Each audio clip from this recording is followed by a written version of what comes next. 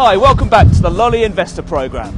Last time I talked about the risk of not saving and investing in the stock markets. The fact is, if you want to have a comfortable retirement, you have to do something with your money.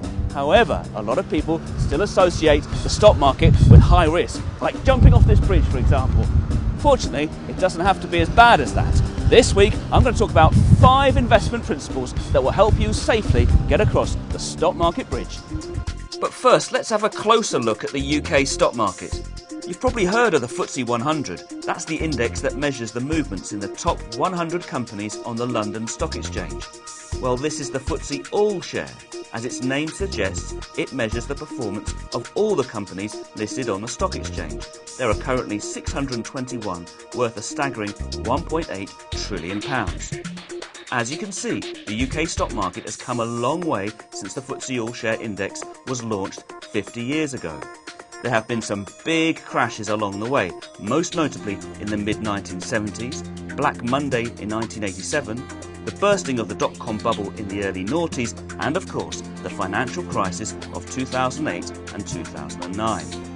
The last 2 crashes are why people sometimes talk about the lost decade, as from 1999 to today, the FTSE All Share has gone nowhere. But as you can see, after every crash, there is a big rally upwards. Which brings me on to my first principle. Think long term. Investing is not about making a quick buck. Stock markets can go down for long periods of time, but they always bounce back. Notwithstanding the problems of the past 10 years, the long-term performance of the FTSE All Share has been impressive. Buy low, sell high. This is a fundamental tenet of investing. Unfortunately, too many people do the opposite, buying into the stock market after it's rallied for a few years and selling out again at a lower point in a few years' time and wondering why they didn't make any money. Diversify your investments. The All Share chart just represents shares in companies on the London Stock Exchange. There are other places you can invest though. For example, you can buy shares in companies outside the UK, or you can buy bonds, property, commodities, areas that we'll look at in future videos. Save regularly.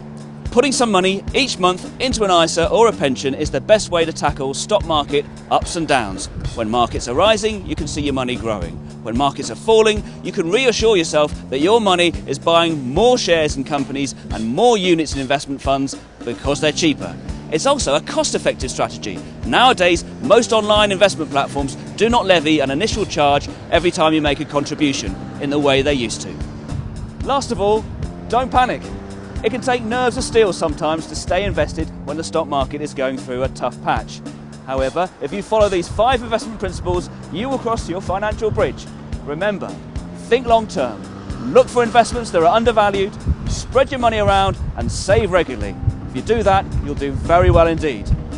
Next time, I will look in more detail at shares, bonds and property and see what these different asset classes have in common.